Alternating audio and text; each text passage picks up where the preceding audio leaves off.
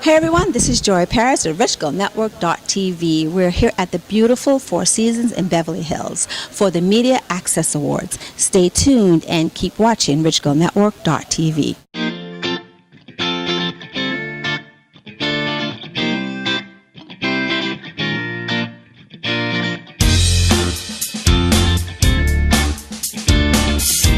Coroner on CSI for 16 years, and this young man has been in everything. Sons of Anarchy jumps to... Not been in. You're too big. You're all over the place. What's up with that? It's been an opportunity that's taken place over the last year and a half. But, you know, I mean, speaking about disabilities and my opportunities, I'm an amputee. So my disability isn't necessarily visual. You see, you didn't even recognize that.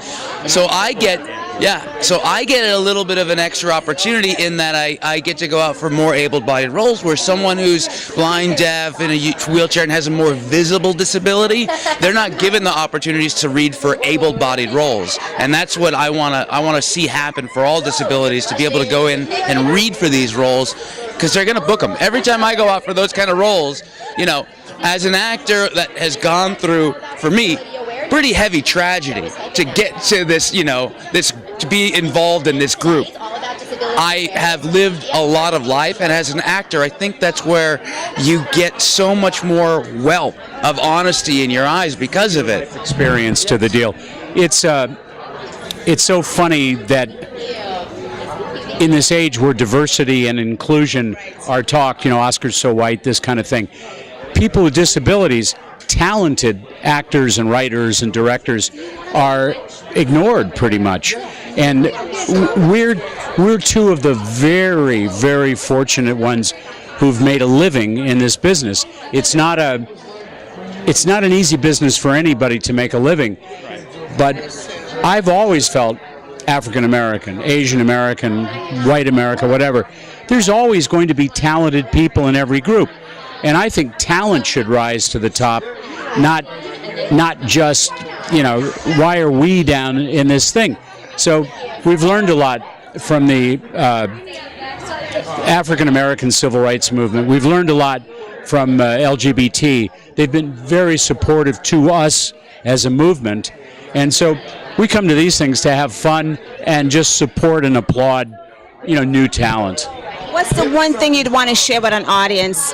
There's lots of misconceptions out there with disabilities and people who want to do things. If you had to give the audience an advice, what's the one misconception you'd like to say to them? I'm missing two legs. That doesn't define who I am. It's between my ears.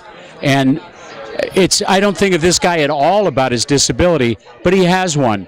You know, everybody has a struggle or an obstacle, or they've run a gauntlet. And a lot of who you are, your character, your spirit, is determined by the events in your life.